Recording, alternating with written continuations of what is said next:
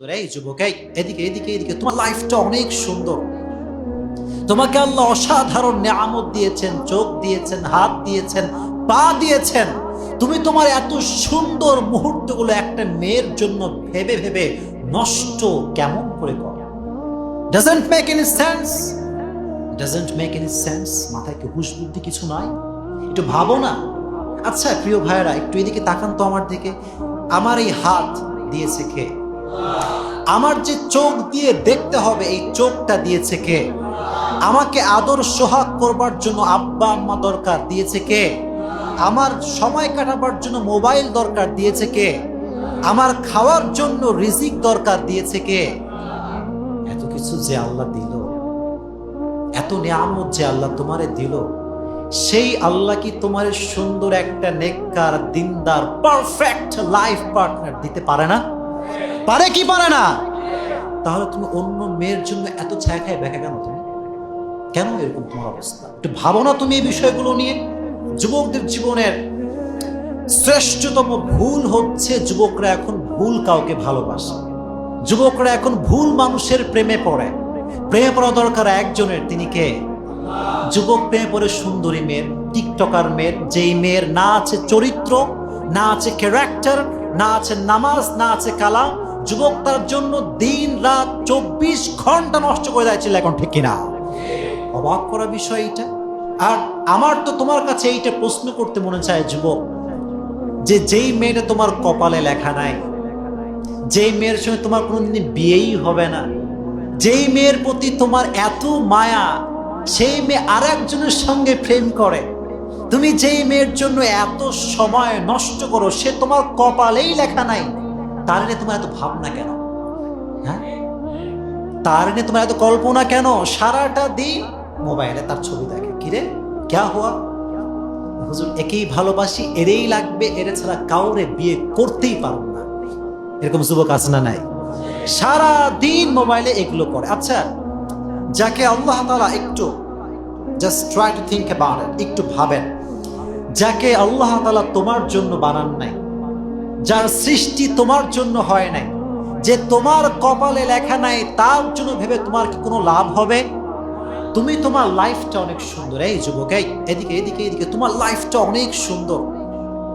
তোমাকে আল্লাহ অসাধারণ নিয়ামত দিয়েছেন, চোখ দিয়েছেন, হাত দিয়েছেন, পা দিয়েছেন। তুমি তোমার এত সুন্দর মুহূর্তগুলো একটা মেয়ের জন্য ভেবে ভেবে নষ্ট কেমন করে করো? Doesn't make any sense, doesn't make any sense. মাথায় কি হুঁশ বুদ্ধি কিছু নাই? একটু ভাবো না। আচ্ছা প্রিয় ভাইয়েরা, একটু এদিকে তাকান তো আমার দিকে। আমার এই হাত দিয়েছে কে? আমার যে চোখ দিয়ে দেখতে হবে, এই চোখটা দিয়েছে কে? আমাকে আদর সোহাগ করবার জন্য আব্বা আম্মা দরকার, দিয়েছে কে? আমার সময় কাটাবার জন্য মোবাইল দরকার, দিয়েছে কে? আমার খাওয়ার জন্য রিজিক দরকার, দিয়েছে কে? এত কিছু যে আল্লাহ দিল, এত নিয়ামত যে আল্লাহ তোমারে দিল, সেই আল্লাহ কি তোমার সুন্দর একটা নেককার, দিনদার, পারফেক্ট লাইফ পার্টনার দিতে পারে না? পারে কি পারে না? তাহলে তুমি অন্য মেয়ের জন্য এত ছায়া খায় ব্যাখ্যা কেন? তুমি কেন এরকম তোমার অবস্থা? একটু ভাবো না তুমি এই বিষয়গুলো নিয়ে। অলওয়েজ মনে রাখবেন, যে ব্যক্তি এদিকে, অনেকে বলে হুজুর আমি যারা পছন্দ করেছি হুজুর, এটা একদম চিরসত্য কথা বলছি, বাস্তবিক সমাজ থেকে বলছি। আপনি রাগ করলে আমার কিছু বলার নেই।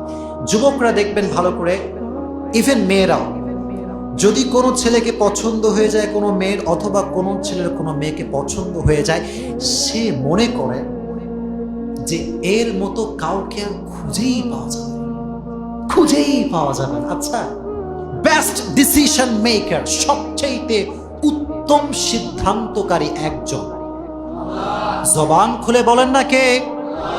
আমার লাইফ সম্পর্কে আমি যা জানি তার চাইতে অধিক ভালো জানে কে? যে আল্লাহ তোমার এত কিছু দিল, তুমি কি সে আল্লাহর উপর ভরসা করতে পারলা না? তুমি কি বলতে পারলে না যে তুই আমার জন্য লেখা নাই, তোর নিয়ে ভাবনা বাদ দিলাম, তুই যেখানে বিয়ে করবি কর, আই ডোন্ট কেয়ার? কি ঠিক কিনা বলেন? এইটা ভাবনা থাকবে, তাহলে তুমি দেখবা তোমার লাইফটা সুন্দর হবে। আর একটা হাদিস শোনাই সবাইকে, যে ব্যক্তি আল্লাহর জন্য কিছু ভুলে যায়, খুব মনোযোগ দিয়ে শুনবেন, সবার জন্য আজীবন কাজে দিবে। যে ব্যক্তি আল্লাহর জন্য কিছু ভুলে যায়, যে ব্যক্তি আল্লাহর জন্য কিছু ছেড়ে দেয়, যে ব্যক্তি আল্লাহর জন্য কোনো কিছুকে স্যাক্রিফাইস করে, আল্লাহ তার জন্য তার চাইতে অধিক উত্তম জিনিস তাকে দান করে।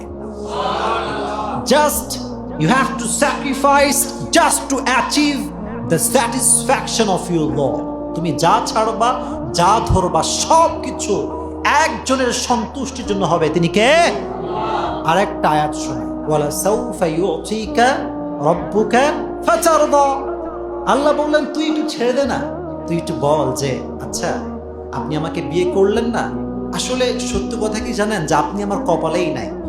আসলে সত্য কথা কি জানেন যে আমার চয়েসটাই ভুল ছিল, কারণ আমি জানি আপনাকে আমার না পাওয়া এটা সিদ্ধান্ত কার। আমি আল্লাহর জন্য আপনাকে ছেড়ে দিলাম। আল্লাহ বলে বান্দা, এই বান্দা শোন, তুই আমার জন্য ছাড়লি, এর চাইতে 1000 গুণ উত্তম জিনিস আমি আল্লাহ তোকে দিয়ে দিব। Indeed and verily your Lord will give you something that will definitely make you happy. অচিরেই তোমার রব তোমাকে এমন কিছু দিবে, তোমার জীবনের সমস্ত চাহিদা আল্লাহ পূর্ণ করে দিবে। সুবহানাল্লাহ পড়ে। আর আরেকটা বাক্য আমি শুনেছিলাম, পাকিস্তানের একজন মোস্ট ফেমাস স্কলার, না একজন বড় ফেমাস সিঙ্গার ছিলেন তিনি, তার নাম হচ্ছে জুনায়েদ জামশেদ। ওর একটা বাক্য আমার লাইফ চেঞ্জ করে দিয়েছে। সুবহানাল্লাহ। এবং আমি কানে হেডফোন লাগিয়ে কতবার যে কথাটা শুনেছি আমার হিসাব নেই। অলওয়েজ আমি কথাটা শুনি। আমি আপনাদেরকে উর্দুতে কোট করছি, দেন বাংলা বলবো। মনোযোগ দিয়ে কনসেন্ট্রেট করেন আমার দিকে, এটা আপনার লাইফ চেঞ্জ করবে। মোটিভেশন। ख्वाहिश के पूरा होने का मतलब है ख्वाहिश का पूरा ना होना, और ख्वाहिश को अल्लाह के लिए छोड़ देने का मतलब है ख्वाहिश का पूरा हो जाना। সুবহানাল্লাহ পড়লেন না? তুমি মনে করছো আমার ইচ্ছা পূরণ হয়ে গিয়েছে মানে ইচ্ছা পূরণ হয়ে গেছে, না, ইউ আর অ্যাবসলিউটলি রং। আল্লাহ যেটা চায় না, বান্দা যদি সেটা চেয়ে পূর্ণ করতে চায়, মনে রাখবেন ইচ্ছা পূরণ হলেও আসলে সেখানে ইচ্ছা পূরণ হয় নাই। আল্লাহ বলছে বান্দা তুই আমার জন্য ছাড়, তোর ইচ্ছা যেইটা আমি আল্লাহ ডেফিনেটলি তার চাইতে ভালো করে পূরণ করে দেব। ख्वाहिश के पूरा होने का मतलब है ख्वाहिश का पूरा ना होना, और ख्वाहिश को अल्लाह के लिए छोड़ देने का मतलब है ख्वाहिश का पूरा हो जाना। এজন্য জীবনে অনেক ইচ্ছাই পূরণ হবে না। অনেক কিছু চাইবেন, পাইবেন না। গাড়ি চাইবেন, পাইবেন না। বিশাল বড় সুন্দর একটা বাইক চাইবেন, পাইবেন না। ডুপ্লেক্স ট্রিপ্লেক্স বাসা চাইবেন, পাইবেন না। সুন্দর একটা মেয়ের পছন্দ হয়েছে, তারই বউ হিসেবে চাই, আপনি পাইবেন না। আপনি মনে রাখবেন, এতটুকু মনে মনে বলবেন যে আল্লাহ তেরে লিয়ে ছোড় দিয়া, तेरे लिए छोड़ दिया, अब तू क्या करेगा ये तेरी मामला है। যে ব্যক্তি সবকিছু আল্লাহর হাতে দিয়ে দেয়, আল্লাহ বলে বান্দা তুই যেহেতু আমার হাতে দিয়েছিস, তুই এটা স্বর্ণের অক্ষর লিখে রাখ, তুই কখনো আমার কাছ থেকে ঠকবি না। আল্লাহ বান্দারে ঠকাইবে? আপনাকে আল্লাহ ঠকাবে? আল্লাহর জন্য ছেড়ে দেন। আর সব সময় একটা কথা মনে রাখবেন, আচ্ছা সুখী হতে চান কে কে? দেখি হাত তোলেন। সুখী হতে চাই হুজুর, কে কে? অনেকে হাত তোলে, মনে হতে চান না আপনারা? সুখী হতে চান তো সবাই ইনশাআল্লাহ? মাশাআল্লাহ। এই তো হাত নামান, আমি বলি। মাওলানা তারিক জামিলের একটা স্ক্রিপ্ট বলছি, দেন আমি আমার আলোচনা শেষ করব। উনি ওনার বক্তব্যে বলছিলেন যে খুশি रहने का फॉर्मूला ये है कि जो भी तुम्हारी जिंदगी में आए, जैसा भी आए, तुम सिर्फ ये कह दो कि अल्लाह अगर ये सुख है तो ये तेरी तरफ से आया है अल्हम्दुलिल्लाह, अगर ये दुख भी है तो ये तेरी तरफ से आया है अल्हम्दुलिल्लाह। এটি পড়েন না আলহামদুলিল্লাহ। আমার লাইফে what ever I have received, is it sad or happy, doesn't matter. তুমি যা দিয়েছো, সুখ হোক দুঃখ হোক, আমি যা পেয়েছি আমি আল্লাহ তাতেই খুশি, আলহামদুলিল্লাহ। অনেকে কিন্তু আলহামদুলিল্লাহ পড়েন নাই, পড়তে হবে আলহামদুলিল্লাহ।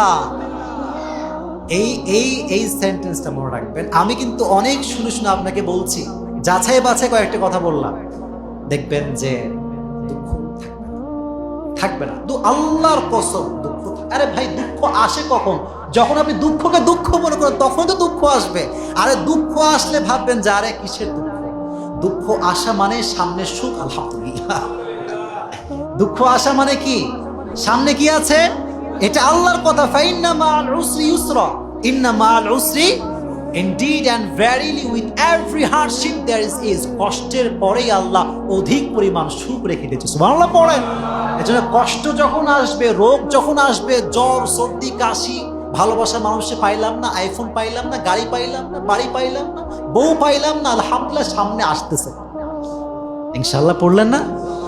আল্লাহ আমাদেরকে কোরআনের বৈশিষ্ট্য, মোটিভেশন, চারটা যা যা বললাম সবাইকে আল্লাহ আমল করার তৌফিক দান করুক। পড়েন আমিন।